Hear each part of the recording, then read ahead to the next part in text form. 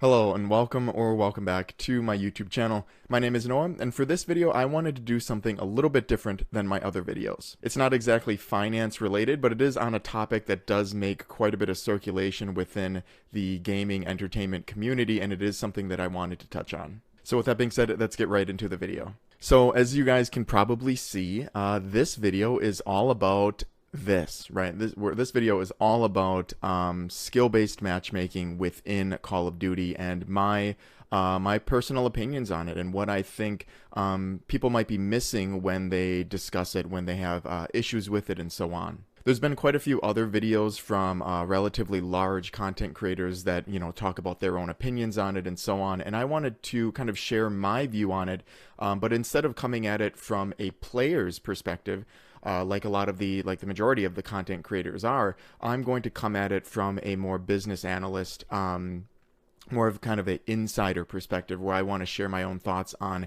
why skill-based matchmaking and engagement matchmaking, whatever they call it, exists, and my own personal opinions on the negativity that this topic tends to get within this community. So quite recently, Activision or Activision Blizzard, whatever it is, released this, right? So these are the quote-unquote the white papers, or some of the white papers that cover basically their thought process, or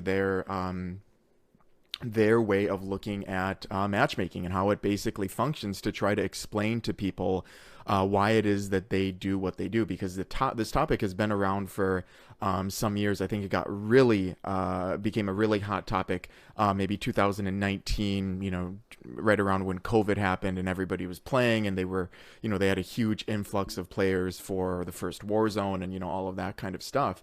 But they recently released this, right? So they went into detail of how things work, the testing that they've been doing recently, and so on. And the consensus from a lot of individuals, I think, especially, the large content creators, is somewhat negative, right? They explain all of this, but it doesn't seem like people are still satisfied. They're looking for something else. Maybe I don't know what else they would be looking for, because as far as I can see, within these white papers, they discuss pretty much everything you need to know, right? And I actually had a little bit of insight into this with the last update that they did, that didn't even include white papers. They were just generally explaining how it works, but they did this, right? They went a step further to give people even more information that they were working on for quite some time, right? A lot of eyeballs looked at these papers, I'm sure, before they were released to the public. And the consensus with this, at least from the YouTube content creation, the players that have been playing, the veterans, that have been playing for a long time, is relatively negative, because they didn't say that they were going to change anything, and they were maybe dissatisfied with the results and so on. So this is where I'm going to share my perspective of it from more of a BA side, a business analyst side, and kind of explain to you why it is that this matchmaking is in place, and maybe you can hopefully look at it in a different light. So the reason why they have systems like this in place is because obviously they need to keep their player base engaged, right? They need to keep the mass of the player base engaged. Do they need to keep everybody engaged, 100% of the individuals engaged? Not necessarily, but they want to try to get close to that, right? I think it's really important to understand that first and foremost, Activision, so Call of Duty, these game development companies are companies, right? Activision is a publicly traded company. There are investors that have millions and millions and millions of dollars invested in the company. So their goal, first and foremost, is to make money, right? So everybody knows that, I hope, but that's generally something I think that people overlook. The next thing to consider is that companies like this, at this scale, right, they've got thousands and thousands of employees. I guess they did lay off thousands some time ago, but generally speaking, they've got all these different departments and people that do specialized things. And, it is a huge operation. Publicly traded companies are, they have a lot at stake, right? Because they have some flops, and it can tank the stock. If the companies have any kind of stock options, that doesn't look good for them as well. So there's a lot at stake here. And because of this, companies and, companies in general, but especially large companies, are making decisions using metrics, right? They use kind of a system called, or an acronym for it is DBDM. So data-based decision making, meaning nothing within the company, as far as the products and services go, will change without sufficient data to support a certain change, right? So if someone writes an email to a company and they say, it's one person, they send an email and they say, I don't like your product. I don't like your soap, for example, right? I just don't like it. It smells bad. This concern will obviously be heard, right? And it will be documented, and it will be kind of pushed along the process. But when it gets to the higher level, right, the people that make the big calls to make drastic changes within the organization, these senior executives will hear this concern. Someone lower will say, hey, someone didn't like our soap because it smells bad. They will look at this individual and say, okay, well, how many people are actually saying that, right? And this individual will say, well, one person reached out. And, the senior executive will say, well, how many people purchased the soap? And the analyst or whoever it is will say, oh, 1 million people, right? So out of 1 million people, there was one individual that didn't like the soap. So this concern that this one individual had, is heard.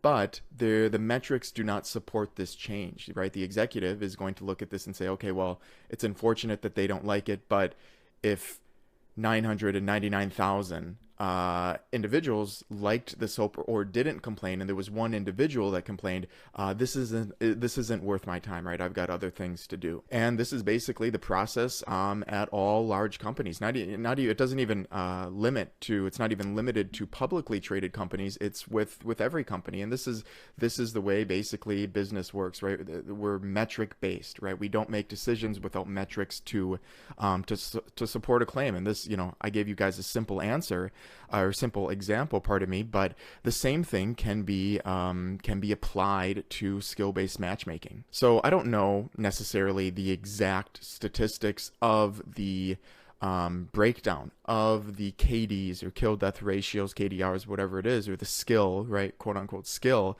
of the entire player base in Call of Duty, right? You would need to have access to Activision's database and all of their data in order to do that.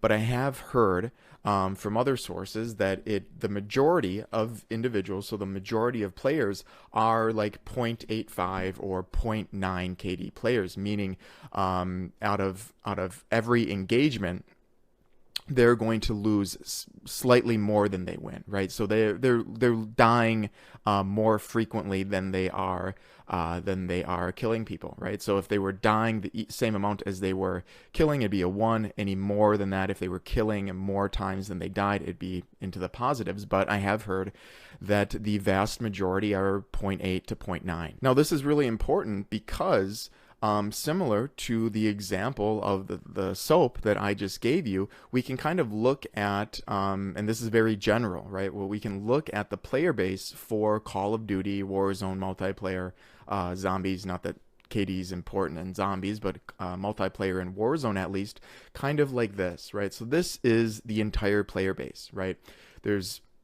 I have each box broken down into 10%, totaling 100%. Now, as I just said, the majority are in this less than 0.9 KD, right? Now, I don't know the exact makeup. In this example, I have it set to 80%. So 80% of the individuals in this example are under 0.9, right? And 20% are, over 0.9. So that could be 0.91 all the way up to like a 16 KD player. I don't think that exists necessarily, but this is kind of a potential way that Call of Duty's base, their database might look like if you really summed it up into something as simple as this. Like I said, I don't know the exact numbers. It could be 70% or below zero point 0.9 or whatever it may be. But for the sake of example, I wanted to lay it out like this because I want to show kind of a comparison between this and the soap example that I just gave you. So as I said in the soap example, right, there was an individual that had a complaint, right, about the bar of soap and that it smelled bad. And similar to that, there are individuals within the Call of Duty community that have a complaint with the matchmaking, right? I am one of those individuals, and it's primarily focused around content creators, people that play a decent amount, so their KDs are ideally likely higher than 1, right? Anywhere from 0.9 in this example all the way up to the highest of high tier players, that have 6 KDs or 8 KDs. I'm not even sure what they'd be at, but these are the individuals that are voicing their complaints, right? The content creators are continuing to push to say, make videos to try to encourage Call of Duty to change this system and how frustrating it is for them and so on. But the important thing to note is that if you look at the entire player base, these individuals complaining are a very, very small minority. And like the soap example, a company will listen to every concern, right? Because sometimes concerns, even if they're voiced by one individual or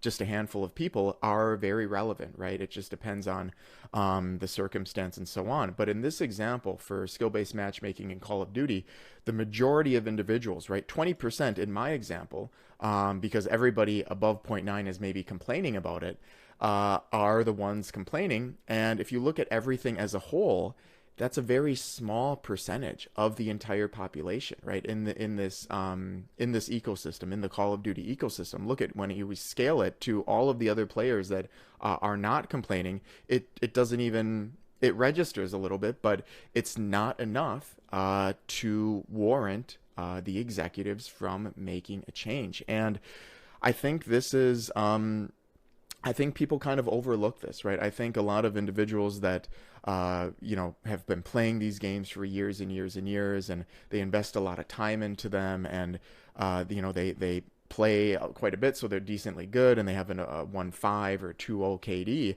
KD. They want change, right? Because they want a better experience, or they want easier games, whatever it may be. And I'm guilty of this as well, right? Currently, I think I have like a 1.4 or something like that, and I fight for my life to have that 1.4 KD. There's no way I lose that. Mission failed. We'll get them next time. But I am in this boat as well, where previously this matchmaking system, I could feel it on my own gameplay, and it was something that I wasn't happy about. But when you think of it in the perspective from the business side, right? When you think, you switch your brain off from a player side, right? So the content creator, the veteran player, the good player, 2-3 KD, and actually think of it from the success part of me of a business side, it doesn't make sense to consider the complaints that this small minority of individuals has. So thinking of it this way, you can hopefully see why Activision, Blizzard, whatever it is, making a drastic change to their skill-based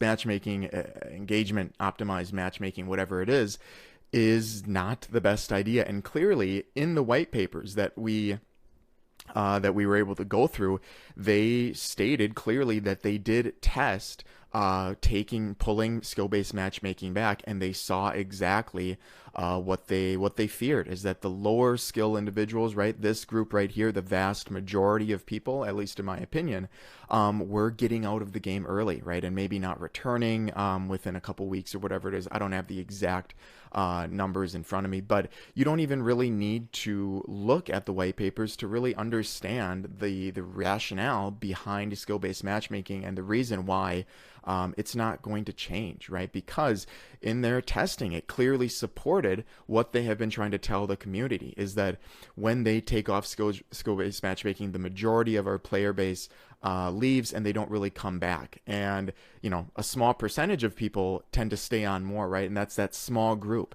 but they don't. A company does not want to appease a small group of individuals, right? They want the whale. They want the big kahuna, right? They want the masses on their side. They're, like I said, because they're a publicly traded company. They have people, investors to appease, money on the line. They are not going to listen to streamers, content creators, or people that play that have been playing the game for quite a bit, and they're really passionate about it. They're good at it because they are in the minority. And I completely understand, why this is frustrating, right? Because we generally tend to think that, loyalty is something that should be considered.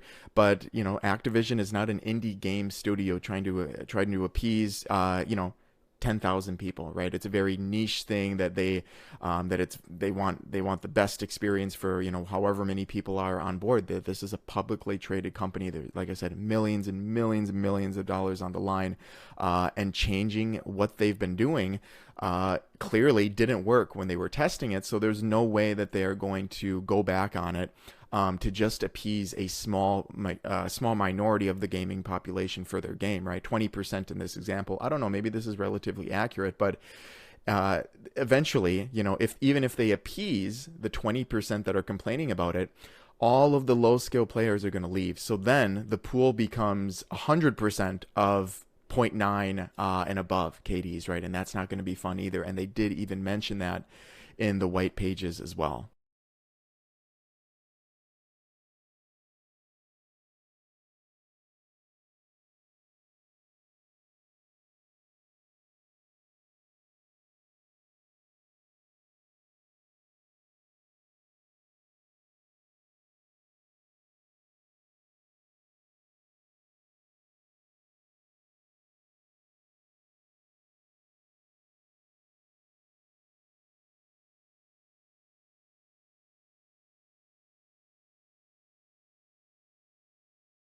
So what do we do, right? What do people, what should we do? People that are frustrated with this, that are in this group, right? Are in this top 20% of players, that are in these higher tier lobbies, at least KD wise, and are frustrated with, having to, fight for their life every single game. What is there to do? And I think the best way that that I've thought about this is that there are times within all of our lives where you do outgrow certain things, right? At least for me, I stopped playing I think after freshman year in high school, and I took a huge hiatus, and I finally got back into it when I got a computer, or when the first Warzone came out.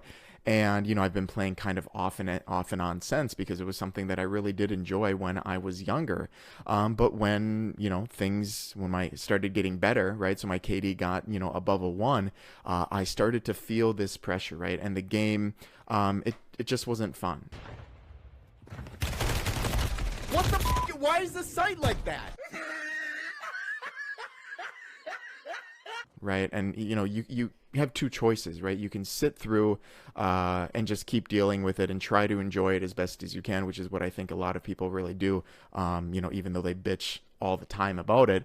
Or you can maybe do something else, right? There's so many other things that you could spend your time on other than, Call of Duty. I think the game is, can be fun, but you need to understand that things aren't going to change, right? That you need to understand that this is a business, right? They're not in the department to appease, a small group of individuals, content creators, and people that have been with the series for a long time. And that's something, although it's a hard pill to swallow, if you are in this boat, it's something that you're just going to have to deal with, right? And like I said, you have a choice, right? No one's forcing you to play the games, and if you're not having fun, why would you force yourself to do something? And that's kind of where I'm at right now, where I, began to take on other endeavors. And I can honestly say that it's been better than, trying to enjoy time on the game, because it truly just is not fun for me anymore at this time, at least until the new one comes out. We'll see what happens.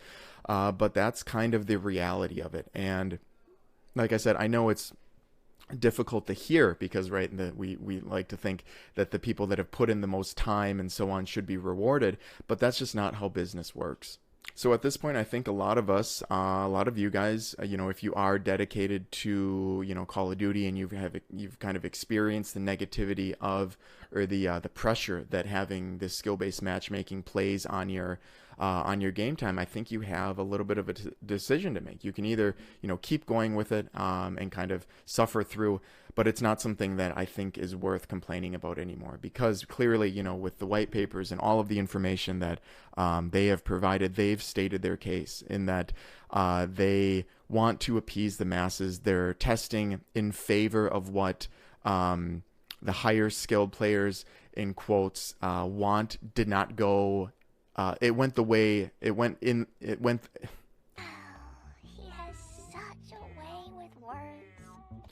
It went in the way of the high skilled players, but it was detrimental to the low skilled players. And we know clearly that the lower skilled players are the majority. So, like I said, when there's money on the line, the company is going to do what appeases the masses, right? These players that are just, they don't care that they go, 35 and 35. They have a .9 KD. They're in it to have fun, and that is, they're buying the bundles, and they're just having a good time. And we can sit back and be upset about that all we want, but it's not going to change anything. So I think the best thing that you can do if you are in this boat is, just accept it and try to have fun as it is, or do something else, right? There's so many other games out there that you could try to play, or you could just pick up a new hobby, right? Gaming, although it is relatively fun, I think there's a lot more to life than Call of Duty. I do want to make it clear that I think there are ways that Activision, developers themselves can make the experience a little bit better for players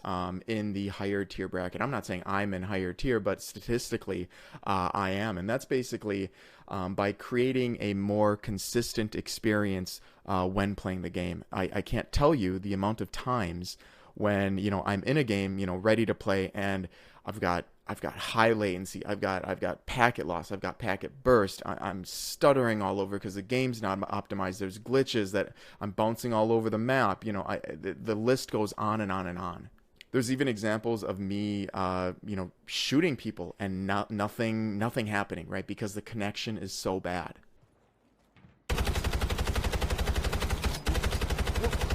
Wait, what? What the fuck? There's also the topic of input-based games, right? So I play on mouse and keyboard. I do not like playing with individuals on controller because I don't think it makes for a good experience. Now, they do not have the ability for me to pick what input I want to play on. Why is that, right? Why, right? I think that's a huge question mark that a lot of PC players have, but that's something that they could change to create a better experience for me, right? If I'm going to play against people that have a 1.5 KD, 2 KD, so be it. But I want a good connection. I want it to be consistent. And if I want to only play against people on, the same input that I'm on, I want that to be the case too. And I think that's probably going to be the next step that they go towards to try to appease the smaller, higher skill group of players, but we will have to see. So there you have it. Those are some of my thoughts on skill-based matchmaking, engagement, optimized matchmaking, whatever you want to call it, within Call of Duty. I know my opinions here probably aren't the most valued amongst the the content creation, the streaming community, but this is how I see it from more of a business side, more of an analytical side, and I think this is just it's just the reality. And I know it's upsetting for a lot of individuals to that have put hours and hours and days and days and days across the series, for the last decade or whatever it is. But this is kind of how the world works. You need to adapt, you need to change.